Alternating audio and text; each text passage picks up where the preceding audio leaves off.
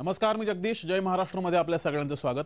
आजच्या दिवसभरातली सगळ्यात मोठी बातमी, रवींद्र वायकर यांनी शिवसेनेत प्रवेश केलाय. मुख्यमंत्री एकनाथ शिंदे यांच्या उपस्थितीमध्ये वायकरांनी प्रवेश केलाय. तर वर्षा निवासस्थानी हा पक्षप्रवेश पार पडलाय. कथित जोगेश्वरी भूखंड घोटाळा प्रकरणी रवींद्र वायकर हे ईडीच्या रडारवरती होते. अनेक दिवसांपासून वायकर शिवसेनेत जाण्याची चर्चा होती आणि अखेर रवींद्र वायकर यांनी मुख्यमंत्री एकनाथ शिंदे यांच्या शिवसेनेत प्रवेश केलाय.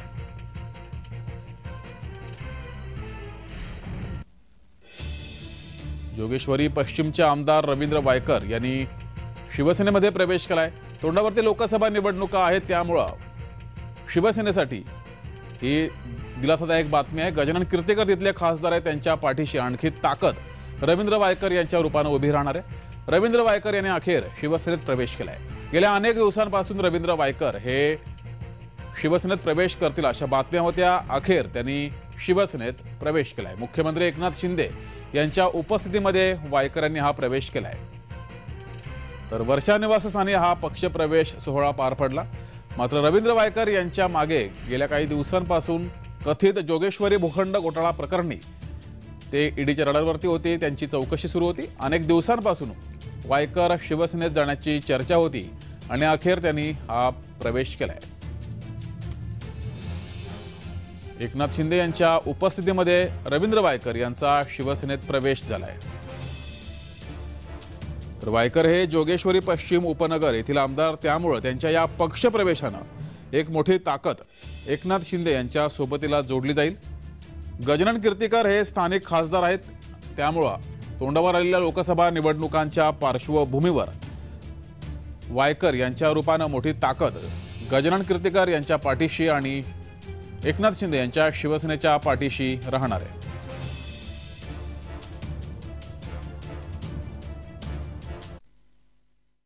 एक कर्तबगार असा शिवसेनेचा खंदा कार्यकर्ता जो स्टँडिंग कमिटी चेअरमन म्हणून महानगरपालिकेचं कामाची सगळी इत्यंभूत माहिती आहे.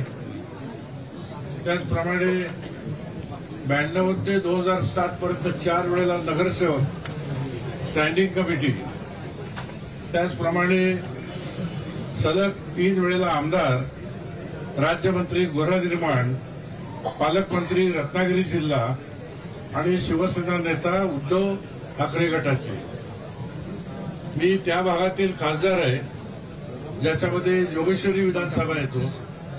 जोगेश्वरी विधानसभा हा शिवसेनेचा बालेकिल्ला आहे.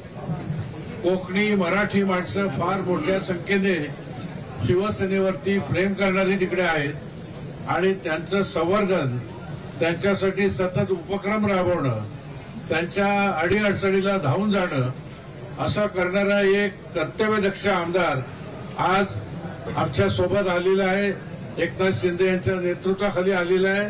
त्यांचं अत्यंत अंतःकरणापासून मी या ठिकाणी स्वागत करतो आणि मी खात्री देईन की विधानसभा असो, महानगरपालिका निवडणूक असो किंवा येणारी लोकसभा असो, त्यासाठी फार मोठी अशी ताकद रवींद्र वायकरच्या येण्याने आमच्या पक्षाला मिळालेली आहे. त्याबद्दल या ठिकाणी मी समाधान व्यक्त करतो आणि येणाऱ्या काळामध्ये त्यांच्या नेतृत्वाखाली जोगेश्वरी आणि उपनगराचा परिसर आम्ही अत्यंत चांगल्या पद्धतीने कार्यक्षम ठेवू अशा तऱ्हेचं अभिवाचन देतो. जय हिंद, जय महाराष्ट्र. माननीय रवींद्रजी वायकर हे आता आपल्याशी 2 शब्द बोलणार आहेत. माननीय रवींद्रजी वायकर. नमस्कार. महाराष्ट्र राज्याचे सन्माननीय मुख्यमंत्री श्री एकनाथजी शिंदेजी, आमचे खासदार शिवसेना नेते श्री कीर्तिकर साहेब, या इथले सर्व उपस्थित बंधू भगिनी मातांनो, खरं म्हणजे मी गेली 50 वर्ष शिवसेनेमध्ये काम केलेलं. 1974 ची पहिली जोगेश्वरीतील दंगल आणि त्यावेळेपासून बाळासाहेबांच्या बरोबर जे पडेल ते काम शिवसेनेचं त्या पद्धतीने केलेलं आहे. 4 वेळा नगरसेवक, 4 वेळा स्टँडिंग कमिटी, 3 वेळा आमदार हे पर्यायाने आलं. परंतु आता ज्या वेळेला मी या इथं पक्षप्रवेश करतोय त्याच्या मागचं कारण वेगळं आहे. ते कारण हे आहे की गेले पहिलं तर कोविड होतं, कोविडमध्ये आपली काही कामं झाली नव्हती. परंतु आता जी काही कामं आहेत, प्रामुख्याने आरेच्या बाबतीमध्ये पाहाल तर 173 कोटी मला आरेतल्या 45 किलोमीटर रस्त्यासाठी पाहिजे. लोक रडतायत. आरे मधल्या बाबतीमध्ये लोक रडतायत की बाबा आमच्याकडे 45 किलोमीटरचे रस्ते हे होणं अत्यंत गरजेचं आहे. त्याच पद्धतीने रॉयल पाम सारख्या एरियामध्ये आतापर्यंत पाण्याची व्यवस्था परिपूर्ण नाही आहे. आणि अशा वेळेला धोरणात्मक निर्णय हे लोकांसाठी बदलणं हे प्रामुख्याने महत्वाचं असतं. आणि असे जर धोरणात्मक निर्णय जर बदलले नाही तर तिथल्या लोकांना, जनतेला आपण न्याय देऊ शकत नाही. माझ्या इथे पीएमजीपी कॉलनी आहे, कधीही डिलॅबेड कंडिशन मध्ये आहे. आणि डिलॅबेड कंडिशन मध्ये मी दरवेळेला पत्रव्यवहार करायचो. विधानसभेमध्ये माझ्याला जी काही आयुध्य मिळायची त्याच्यामध्ये मी बोलायचो. आणि अशा वेळेला ती जर बिल्डिंग 17 बिल्डिंग जर पडल्या त्यातल्या आणि टेकू लावून देखील राहत नाहीये तर काय करायचं. तर तो एक सर्वात मोठा प्रश्न आहे. सर्वोदय नगरचा माझा एक प्रश्न आहे, तो म्हाडा, तिथली लोक यांच्यामधला आहे. माझ्या इथे एनडी झोन आहेत. एनडी झोन मध्ये म्हणजे शिवटेकडी वगैरे अशा त्या एरिया आहेत, दुर्गानगर पर्यंत त्यांचं डेव्हलपमेंट करणं, गुंफेच्या बाजूच्या लोकांचा प्रयत्न करणं.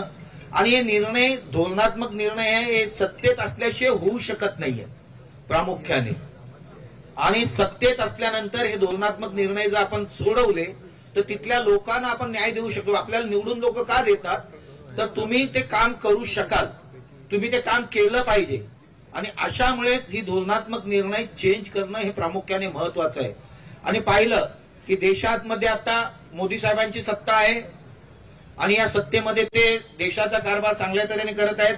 इथं मुख्यमंत्री म्हणून एकनाथजी विधानसभेमध्ये वेगवेगळे निर्णय तातडीने घेत आहेत. आणि मला ती खात्री आहे की इथलं माझा निर्णय, मी आता एक घेऊनच आलेलो आहे, यासाठी एक ओएसडी नेमावं किंवा लगेच ते कामं. मला तर आरेच्या बाबतीमध्ये आणि ते डिलॅबेड कंडिशन मधल्या असल्या बिल्डिंगमध्ये, सर्वोदय नगरच्या बाबतीमध्ये हे सर्व प्रश्न सोडवण्यासाठी प्रामुख्याने मी इथे आलेलो आहे. आणि हे प्रश्न जर सोडवले नाही तर मी लोकांसमोर जाऊ शकत नाही. आणि या अनुषंगाने मी इथे आलेलो आहे.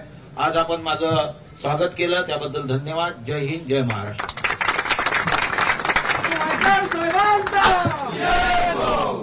एकनाथ शिंदे साहब आगे बढ़ो, हम तुम्हारे साथ हैं. वायकर साहब आगे बढ़ो, हम तुम्हारे साथ हैं. वायकर साहब आगे बढ़ो, हम तुम्हारे साथ हैं. आज आमदार रवींद्र वायकरजींनी आज आपल्या बाळासाहेबांच्या विचाराच्या खऱ्या शिवसेनेमध्ये प्रवेश केलेला आहे. मी त्यांचं मनापासून स्वागत करतो आणि त्यांना शुभेच्छा देतो. कीर्तिकर साहेबांनी त्यांच्याबद्दल अगोदर आपल्या मनोगतातून माहिती दिलेली आहे. गेले 40-50 वर्ष बाळासाहेबांच्या सोबत शिवसेनेचं त्यांनी काम केलं.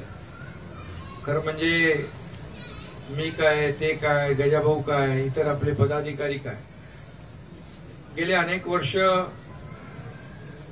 शिवसेनेचं काम बाळासाहेबांच्या नेतृत्वाखाली त्यांचे विचार पूर्ण राज्यभरामध्ये पोहोचवण्याचं काम आणि एक 80% समाजकारण, 20% राजकारण, हे बाळासाहेबांनी जो आपल्याला मंत्र दिला त्याचं पालन करण्याचं काम आम्ही गेले अनेक वर्ष करत आलो. आणि आज रवींद्र वायकरजींनी त्यांच्या आपल्या मनीषा वहिनी पण आहेत आणि दोन्ही डॉक्टर जावय मुली आणि संपूर्ण परिवार आज या ठिकाणी उपस्थित आहे. मी संपूर्ण परिवाराचं देखील पुन्हा एकदा स्वागत करतो. आणि आपले पदाधिकारी जे आहेत त्यांच्या सोबत आलेले त्यांचंही मनापासून मी स्वागत करतो.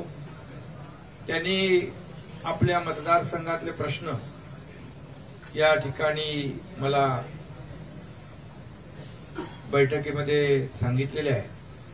खरं म्हणजे त्यांना मी धन्यवाद देतो की देशामध्ये आदरणीय प्रधानमंत्री नरेंद्र मोदी साहेबांचं विकासाचं पर्व जे आहे, या देशाला पूर्ण जगभरामध्ये एक उच्च स्थानावर, किंबहुना या देशाचं नाव जगभरात आदराने सन्मानाने घेतलं जातं, ते मोदी साहेबांच्या कर्तृत्वामुळे. आणि म्हणून एक विकास जो केंद्र सरकारच्या माध्यमातून किंबहुना आपल्या राज्यामध्ये महायुतीच्या माध्यमातून आपण जे निर्णय गेले 1.5 वर्षात घेतले, त्याचा परिणाम वायकरजींवर झालेला आहे. आणि एक सकारात्मक दृष्टिकोन ठेवून, एक विश्वास ठेवून की बाई सरकार काम करणार आहे, हे न्याय देणारं सरकार आहे. शेवटी आपल्याला ज्या मतदारांनी निवडून दिलेलं आहे त्यांना आपण न्याय देणं आपल्याला अपेक्षित असतं, मतदारांना अपेक्षित असतं. त्यांना दुसरं काही नको असतो. मूलभूत सोयी सुविधा, त्यांचे प्रश्न जे आहेत, काही प्रश्न सोपे असतात, काही मध्यम असतात, काही अवघड असतात, परंतु ते सोडवणं त्या मतदारांसाठी, तिथल्या नागरिकांसाठी आवश्यक असतं. आणि म्हणून आज रवींद्र वायकरजींनी त्यांनी विश्वास ठेवलेला आहे की आमच्या मतदारांना, नागरिकांना, किंबहुना त्यांचं फक्त मतदारसंघापुरतं काम नाहीये, त्यांचं गेले अनेक वर्ष काम करतात. 3-4 वेळा आमदार झाले, ते मंत्री होते, नगरसेवक होते, आणि मुंबई महापालिकेची त्यांना खडानखडा माहिती आहे. मुंबई स्थायी समितीचे सभापती राहिलेले आहेत ते. आणि म्हणून सर्वसामान्य मुंबईकरांना न्याय मिळाला पाहिजे यासाठी सरकार म्हणून आम्ही काम करतोय. आणि हा विश्वास त्यांच्या मनामध्ये निर्माण झालेला आहे की आपल्या मतदारसंघातली जी कामं आहेत तीही आपली झाली पाहिजेत. आणि त्यामुळे त्यांनी आज हा निर्णय घेतलेला आहे. त्याबद्दल मी त्यांचं पुन्हा एकदा अभिनंदन करतो, त्यांना शुभेच्छा देतो. आणि त्याचबरोबर काही माझे आणि त्यांचे समज गैरसमज, काही लोक आमच्यामध्ये संभ्रम जो होता, आम्ही दोघं बसल्यानंतर त्यांचाही संभ्रम गेला आणि माझाही संभ्रम गेला, त्याच्यात तिसराच माणूस संभ्रम निर्माण करत होता. त्यामुळे आज काय जास्त मी राजकीय बोलत नाही. आणि आपल्या सगळ्यांना माहित आहे की आज हा एकनाथ शिंदे कोण आहे, सर्वसामान्य एक कार्यकर्ता आहे, बाळासाहेबांचा आणि दिघे साहेबांचा कार्यकर्ता आहे. आज 40 अधिक 10 50 आमदार आणि 13 खासदारांनी जो विश्वास ठेवला आहे, आज राज्यभरातून दर दिवशी जिल्ह्यातून तालुक्यातून लोकप्रतिनिधी आणि पदाधिकारी आज शिवसेनेमध्ये प्रवेश करतायत. आणि ते एका विश्वासामुळे, कारण एकदा मी शब्द दिला तो मी कधी फिरवत नाही, पूर्ण करतो. ही जो काही माझ्याबद्दल लोकांच्या मनामध्ये विश्वास आहे, त्यामुळेच हे सरकार जे आहे आपलं स्थापन आपण केलं 1.5-2 वर्षापूर्वी बाळासाहेबांच्या विचारांचं. आणि त्यावेळेस देखील शिवसेना भाजपा युती म्हणून आपण निवडणुका लढवल्या होत्या. आणि शिवसेना भाजपा युती म्हणूनच सरकार स्थापन व्हायला पाहिजे होतं, असं सर्वसामान्य जनतेचं महाराष्ट्रातल्या एक मत होतं. परंतु दुर्दैवाने ते झालं नाही. परंतु ते 1.5-2 वर्षापूर्वी आम्ही ते घडवून आणलं, लोकांच्या मनातलं सरकार स्थापन झालं. आणि जे बाळासाहेबांना अभिप्रेत, दिघे साहेबांना अभिप्रेत होतं सरकार, ते आम्ही स्थापन केलं. आणि नुसतं सरकार स्थापन केलं नाही, तर त्यामध्ये जे निर्णय आम्ही घेतले 1.5 वर्षामध्ये, ते ऐतिहासिक निर्णय, जवळपास 500 निर्णय लोकांसाठी घेतले. त्यामध्ये सर्व समावेशक, सर्व घटकांचा विचार केला आम्ही. शेतकरी असतील, कष्टकरी, कामगार, महिला भगिनी, तरुण, युवा, ज्येष्ठ, सगळ्यांसाठी निर्णय, आतापर्यंत जे झाले नव्हते ते निर्णय आपल्या सरकारने घेतले. आणि म्हणून 1.5-2 वर्षामध्ये हे सरकार देखील लोकांमध्ये एक आपलंसं सरकार, हे आपलं सरकार अशी प्रतिमा निर्माण करण्यामध्ये आम्ही थोडेफार का होईना आम्हाला त्याच्यामध्ये यश मिळालंय. कारण आज जिकडे जिकडे आपले कार्यक्रम असतात, उद्घाटन असतात, भूमिपूजन असतात, शासन आपल्या दारी असेल, महिला सक्षमीकरण असेल, इतर ज्या काही कार्यक्रमांमधून हजारो लोक त्यामध्ये येतात आणि सरकारला विश्वास दाखवतात, सरकारवर विश्वास ठेवतात, सरकारच्या कामांवर विश्वास ठेवतात. आणि सरकार स्थापन होण्यापूर्वी जे 2.5 वर्ष जे काही निगेटिव्हिटी होती, जे काही नैराश्य होतं, ते आम्ही पूर्णपणे पॉझिटिव्हिटीमध्ये बदलून टाकलं. थांबलेली कामं, प्रकल्प, त्याला आम्ही चालना दिली. खरं म्हणजे राज्यकर्त्यांनी आपलं मत बाजूला ठेवून सर्वसामान्य माणसांचं मत काय त्यांचा फायदा काय, त्यांच्या विकास, त्यांच्या जीवनामध्ये काय बदल होईल, चांगले दिवस कसे येतील हे पाहून निर्णय घ्यायचे असतात. परंतु दुर्दैवाने हे पूर्वी झालं नाही. आज मी काय बोलू इच्छित नाही. मी नक्की त्याबद्दल जेव्हा जेव्हा वेळ येते तेव्हा बोलतो. पण आज एक सकारात्मक या राज्यामध्ये एक विकासाचं पर्व सुरू झालेलं आहे. आपल्या राज्यात देशामध्ये पहिल्या क्रमांकाचे पायाभूत सुविधा प्रकल्प सुरू आहे. हे राज्य आपलं पुरोगामी राज्य आहे आणि हे प्रगत राज्य आहे.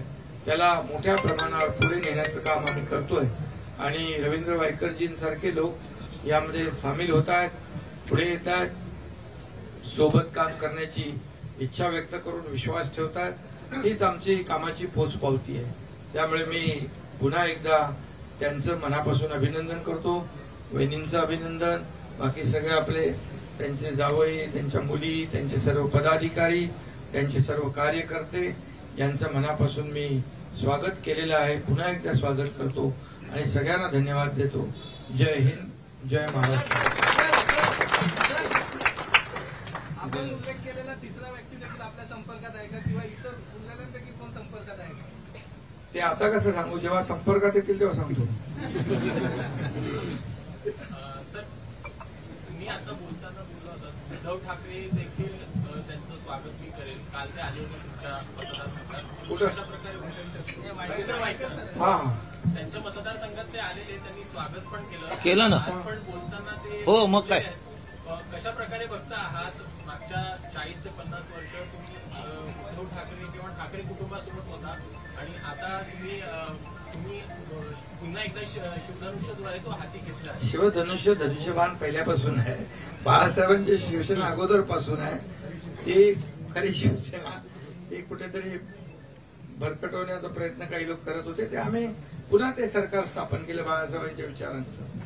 वायकर साहेब, ईडीच्या चौकशा चालू होत्या. गेल्या बऱ्याच वर्षांपासून तुम्ही त्या सत्तेत अडकला होता आणि त्यापासून सुटका करण्यासाठी तुम्ही आता सत्तेत सहभागी झालात. अशा पद्धतीचा तुमच्यावरती आरोप देखील केला जातो. एकनाथ शिंदे साहेब आगे बढ़ो, हम तुम्हारे साथ हैं. प्रामुख्याने ज्या काही यंत्रणा असतील त्यांना मी त्यावेळेला देखील गेलो आहे त्यांच्याकडे आणि त्या यंत्रणांना जे काही सहकार्य पाहिजे ते दिलेलं आहे ना. आणि त्यामुळे कोर्टामध्ये देखील तुम्हाला कळून आलेलं आहे की काय झालेलं आहे आणि कशा पद्धतीने होत आहे. आणि म्हणून जे काही अशा पद्धतीच्या यंत्रणा असतील तर त्यांना आपण सहकार्य देणं आणि त्यातनं आपल्याला जे योग्य आहे ते योग्य तर दूध का दूध आणि पाणी का पाणी होऊन जातं. वायकर साहेब, तुम्ही आता पक्षप्रवेशाच्या वेळी संपूर्ण पाडा वाचून दाखवलं की किती कामं तुमची मतदारसंघातली रखडली आहेत. खरं तर सरकार म्हणून सरकार विरोधकांना फंड देत नाही, त्यामुळे विरोधक सत्ताधाऱ्यांमध्ये जाऊन सामील होतात का, हा सवाल आहे. बघा, मी कोर्टात देखील गेलो होतो. अनइक्वल डिस्ट्रीब्युशन ऑफ फंड, कोर्टाने काय निर्णय दिला तुम्हाला माहिती आहे. आणि त्यामुळे फंड हा मिळाला पाहिजे आणि सत्तेत असतं त्याला जास्तच मिळतं. सत्तेत म्हणून झालं. तुम्ही एक उल्लेख केला की विकासासाठी आपल्या म्हणजे एकनाथ शिंदेसोबत तुम्ही खांद्याला खांदा लावून काम करणार.